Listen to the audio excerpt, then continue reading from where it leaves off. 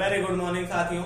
तो जैसा हमने की बात किया था पिछले लेक्चर में कि हम हर तरीके के दो क्वेश्चन बनाएंगे और वो दो क्वेश्चन भी अपोजिट होंगे एक दूसरे के, ठीक है। जैसे एक में किसी ने लिया तो दूसरे में दिया, ऐसा करके। अब आपका क्लास चल रहा है ये सरलीकरण का और क्लास नंबर है 3.3।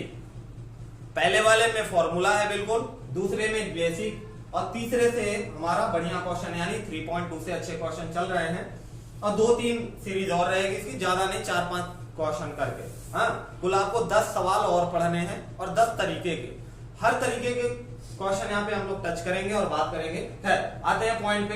तो सवाल है, एक पार्टी में 12 लोग उपस्थित हैं, यदि प्रत्येक व्यक्ति से हाथ मिलाए तो कुल कितने हैंडशेक होंगे। सवाल समझ में आई क्या? एक पार्टी है, पार्टी में 12 लोग हैं, ठीक है, और 12 लोग आपस में एक दूसरे से हाथ मिलाते हैं, सभी एक दूसरे से हाथ मिलाएंगे तो टोटल हैंडशेक कितने हुए, ठीक। ये है आपका सवाल और इसी सवाल को अगर पलट दिया जाए कि जो कि दूसरा सवाल बन जाएगा वो ये है कि एक पार्टी में कुछ लोग आए हुए हैं और वो कुछ लोग, प्रत्येक व्यक्ति एक दूसरे से हाथ मिलाता है, तो बताइए कि यदि कुछ हैंडशेक दे देगा कि इतने हैंडशेक हो रहे हैं तो व्यक्ति कितने थे। तो दोनों तरीके के क्वेश्चन हम इसी पे देख लेंगे। कॉन्सेप्ट बहुत आसान है। ऐसे सवाल को, हैंडशेक को सॉल्व करने के लिए आपको एनसीआर का फॉर्मूला लगता है, जो होता है n factorial upon r factorial और n माइनस r फैक्टोरियल। लेकिन आपके लिए बिल्कुल बेसिक फॉर्मूला इसी से निकल के आएगा, तो आपको जो माइंड में अपने सेट करना है वो है n इंटू n माइनस 1 के अपॉन में 2। क्लियर है बात?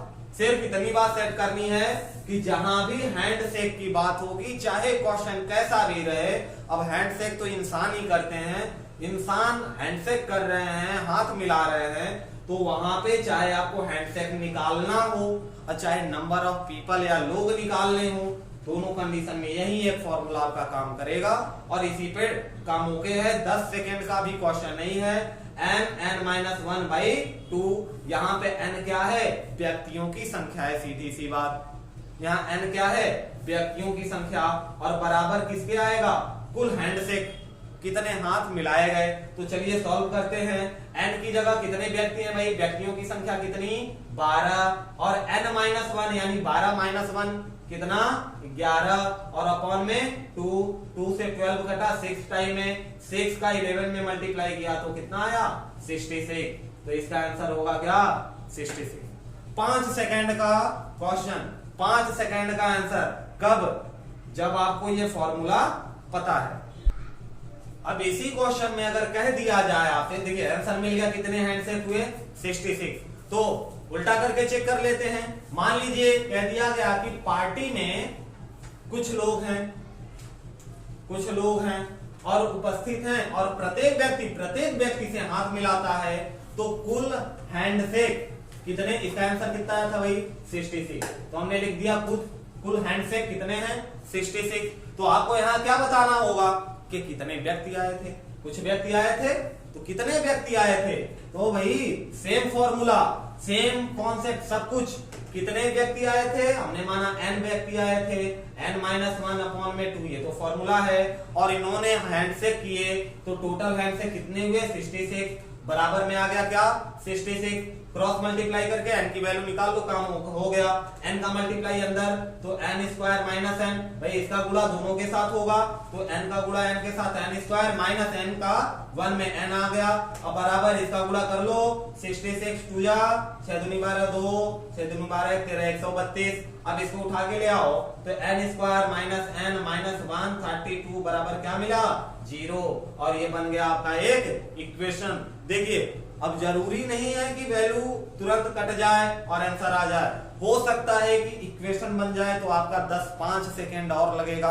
अगर आपको इक्वेशन आता है तो, और नहीं आता है सुबह से शाम हो जाएगी, करते रहिए। इक्वेशन सीख लीजिए भाई, क्या होता है इक्वेशन निकालने का तरीका देख लीजिए जरा, और आता है तो निकाल के आंसर ले आइए, काम खत्म। आंसर कितना आएगा आपको पता है? 12 आएगा, क्योंकि हमने इसी क्वेश्चन को सॉल्व किया था। कितने आदमी थे? 12 आदमी थे, ठीक है। कैसे सॉल्व करते इक्वेशन? तो यहाँ पे जो नंबर है, पहले यहाँ जो नंबर है इसके साथ मल्टीप्लाई होता है, तो यहाँ तो कुछ नहीं, तो 1 है। 1 का मल्टीप्लाई इसके साथ करेंगे तो कितना आ जाएगा आपका, इधर लिख लेते हैं, कितना आएगा, माइनस का 132, माइनस के साथ देखेंगे, और बीच में क्या है, माइनस एन, अगर एन को छोड़ दे तो क्या बचा, -1 बचा। किसका मल्टीप्लाई है यहाँ एन के साथ, किसी का नहीं है, कोई नंबर नहीं, तो क्या है 1 है, माइनस साइन है तो माइनस। तो भाई आपको पता है फैक्टर करने का, गुणनखंड करने का तरीका, कि दो ऐसे नंबर चूज करेंगे जिनका मल्टीप्लाई करने पे आ जाए इतना, और या तो प्लस करना पड़े या तो माइनस करना पड़े तो आ जाए इतना। तो पहली चीज ये ध्यान देंगे साइन का, दोनों जगह माइनस है, ये गुणा करने पे माइनस तभी आएगा जब एक वैल्यू कम से कम माइनस में हो, दोनों माइनस में हो गई तो प्लस आ जाएगा। तो एक वैल्यू माइनस में होनी चाहिए, लेकिन कौन सी वैल्यू माइनस में होनी चाहिए, ये प्लस या माइनस वाला बताएगा। तो यहाँ पे आ रहा है -1, यानी माइनस वाली वैल्यू बड़ी होनी चाहिए, ठीक है। अगर +1 आता तो प्लस वाली वैल्यू ज्यादा होनी चाहिए। तो हमने यहाँ पे देखा 132 का निकालो एलसीएम, अगर आपको नहीं आता तो ऐसे फैक्टर करके कर लो, अगर आता है तो आपको देखते ही पता चलेगा क्या, एक नंबर ले ले 12 और दूसरा ले ले 11, और 12 को ले ले हम किसमें, माइनस में, तभी तो इन दोनों का मल्टीप्लाई क्या बन जाएगा, माइनस का 132, और 12 में से 11 माइनस हो जाएगा क्योंकि ये तो प्लस में है, प्लस वाला हट जाएगा तो माइनस का 1 ही बचेगा क्या। तो यहाँ पे आपका फैक्टर बन गया क्या।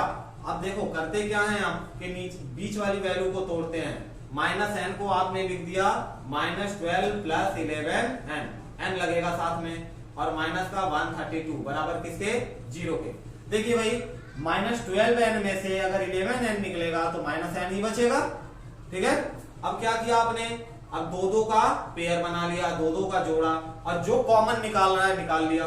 तो यहां से कॉमन क्या है, n, तो n बाहर निकला, यहाँ पे n स्क्वायर है, n स्क्वायर का मतलब क्या होता है, n × n, एक n बाहर निकल गया तो एक n बचा, और माइनस यहाँ से देखो एक ही n है, एक n बाहर निकल गया तो मल्टीप्लाई में क्या बचा, 12, ठीक है। बीच में प्लस लगा है तो प्लस लगा दिया। इन दोनों में क्या, n तो कॉमन है नहीं, लेकिन 11 का फैक्टर होता है 132, हाँ यहाँ निकाला था फैक्टर, 11 का फैक्टर 12 टाइम में, तो यहाँ से आपने 11 कॉमन लिया, तो यहाँ क्या बचा n, और माइनस का यहाँ से 11, जब भाई 132 को आपने क्या लिखा, 11 × 12, अब यहाँ से 11 जब बाहर निकल गया तो बचा क्या, 12, 12 बचा। देखिए आंसर चेक करने का तरीका है कि अगर दोनों ब्रैकेट में कॉमन अगर इक्वल आ रहा है, यानी हमारा प्रोसेस सही है। इस दोनों ब्रैकेट में सेम वैल्यू आनी चाहिए, क्यों आनी चाहिए, ताकि हम एक बार और कॉमन निकाल सके। तो जो दोनों में है वही कॉमन है, इसको हमने बाहर निकाल लिया, और बचा क्या, यहाँ से n बचा, और प्लस का 11, ठीक है, ये n है भाई, x नहीं n है, और बराबर में क्या लिखते हैं, 0 के, यानी हमने एक बार x - 12 बराबर क्या ले लिया, 0, तो x की वैल्यू आ गई कितनी, 12। कैसे है भाई, इसको उठा के इक्वल के दूसरी तरफ भेजा, और यहाँ से n है ये x नहीं, और यहाँ से हमारा n + 11 बराबर अगर हमने 0 लिया तो n बराबर क्या मिल गया, -11, और n क्या थी, लोगों की संख्या, लोगों की संख्या माइनस में रहेगी क्या, कभी नहीं। तो आया क्या हमारा प्लस वाला आंसर 12। थोड़ा सा लंबा दिख रहा होगा, लंबा उनके लिए जिनके लिए पहली बार है, ठीक है, जिन्होंने पहले से बना रखा है या जिनको गुणनखंड आता है, फैक्टर करने आता है, उनके लिए 10 सेकंड का काम है। अब बाकी पहला तरीका तो देख ही रहे, दूसरे में इक्वेशन बन गया, अगर इक्वेशन बनेगा तो ऐसे, नहीं बनेगा तो सिंपली सॉल्व हो जाएगा 5 सेकंड में, ठीक। हमारे पास दूसरा सवाल है कि 5 क्रमागत संख्याओं का योग 270 है, इसमें से दूसरी तथा 5वीं संख्या का योग क्या होगा। देखिए सोचने वाली बात यह है कि यहाँ पे पहली बात तो बोला गया कि क्रमागत संख्या है, और दूसरी बात कि उनका योग दिया गया है, ठीक है, और आपसे दो संख्याओं का योग पूछ रहा है, एक दूसरी और एक 5वीं। अब क्वेश्चन कैसे बदलेगा, तो 5 क्रमागत सम संख्याओं का योग, या दूसरा क्वेश्चन कि 5 क्रमागत विषम संख्याओं का योग, या 5 क्रमागत, या अगर स्क्वायर वाली बात रहेगी तब आपको 2 देगा कि क्रमागत 2 संख्याओं का स्क्वायर का योग इतने के बराबर है। अगर माइनस वाला रहेगा तो ऐसे बोला जा सकता है कि 5 क्रमागत संख्याओं को जोड़ने पर इतना योग है, तो पांचवी और दूसरी का अंतर। क्वेश्चन चाहे जैसे घुमाए, चाहे जैसे घुमा दे, आपको क्या याद रखना है, वो 5 क्रमागत संख्याएं, और उनको भी नहीं याद रखना, बस एक संख्या, और वो संख्या क्या है, x है। मान लिया है x की वैल्यू 1, तो अगली वैल्यू 2, 3, 4 आनी चाहिए, यानी x को हमने क्या किया, +1, फिर x में क्या किया, +2, फिर x में +3, फिर x में +4, x में +5। देखिए ये है क्रमागत संख्याएं, ध्यान रखिए, यहीं से क्वेश्चन चेंज होता है आपका। अगर कह दिया गया कि 5 क्रमागत विषम संख्याएं, तो पहली संख्या अगर विषम है तो तीसरी संख्या विषम होगी, और ये विषम होगा, इसके आगे का x+6 विषम होगा। अगर आपने इसको सम माना है तो ये विषम हुआ, फिर ये विषम हुआ, वो तो डिपेंड करता है आपने किसको माना क्या।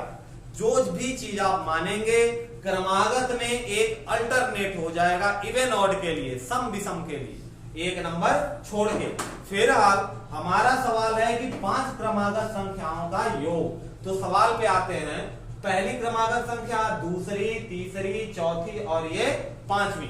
क्रमागत का मतलब है लगातार, ठीक है। तो 5 संख्याओं का योग कर लिया 5, x, दूसरी संख्या कौन, x+1, तीसरी संख्या कौन, x+2, और चौथी संख्या x+3, और 5वीं संख्या कौन, x+4। इनका योग यानी सबको हमने प्लस किया है, योग कितने के बराबर, तो 270 के बराबर।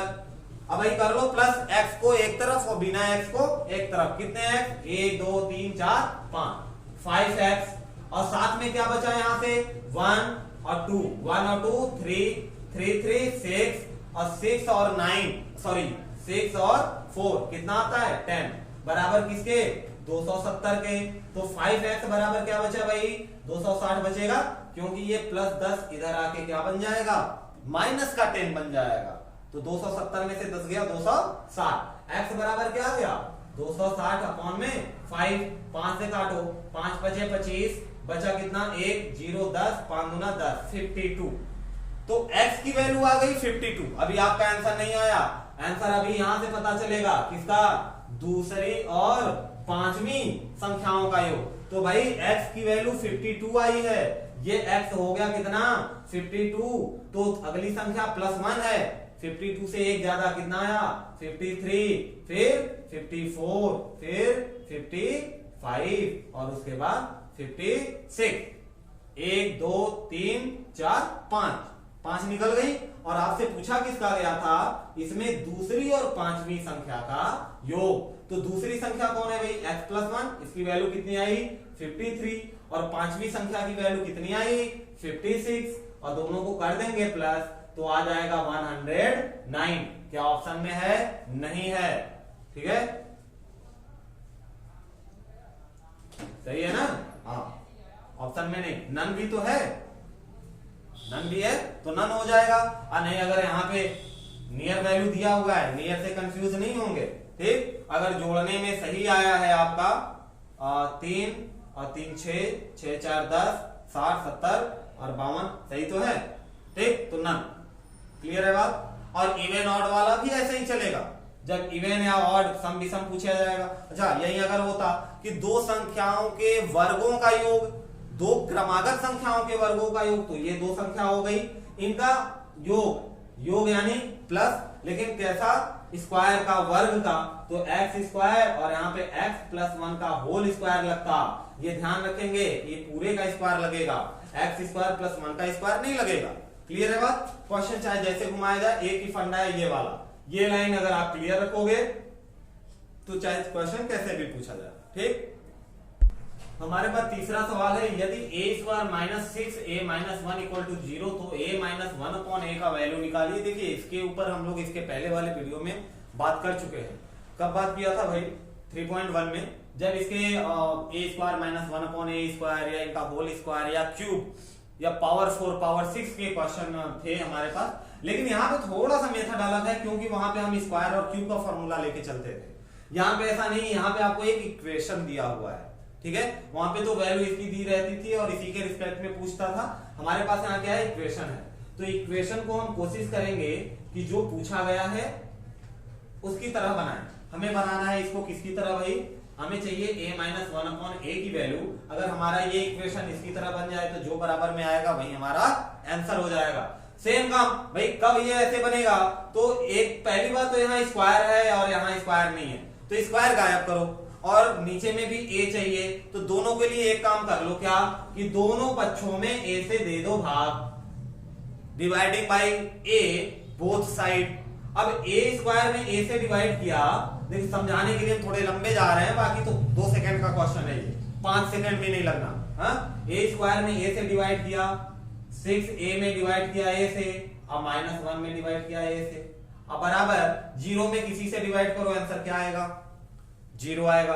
अब देखिए भैया a से a कट गया, बचा क्या, a माइनस, यहां भी a से a कटा, बचा क्या 6 माइनस, यहां तो कुछ नहीं कट रहा लेकिन बचा क्या 1 minus a, 1/a equal to 0। अब भाई a वाले एक तरफ, बिना a वाले एक तरफ, तो a है a माइनस 1/a बराबर का, ये माइनस उठ के इक्वल के दूसरी तरफ आएगा तो क्या लग जाएगा, प्लस का 6, और इसी की वैल्यू आपको निकालनी थी 6। ये रहा आंसर, ठीक है। ये लंबा क्यों जा रहा है भाई, थोड़ा सा 1 मिनट का, क्योंकि आपको ऐसे प्रोसीजर सीखना है। जब आप इस चीज को जानते रहेंगे कि a से डिवाइड करने पे काम हो जाएगा, ऐसे इक्वेशन में हमें तो ऐसे बनाना है, चाहे जैसे करके, चाहे a से डिवाइड करना पड़े, चाहे x से करना पड़े, चाहे t से, ठीक है। प्रोसीजर आपको ध्यान रखना है, तरीके याद रखने हैं, तरीके सीखने हैं, बाकी ट्रिक वगैरह तो सब चलते रहते हैं।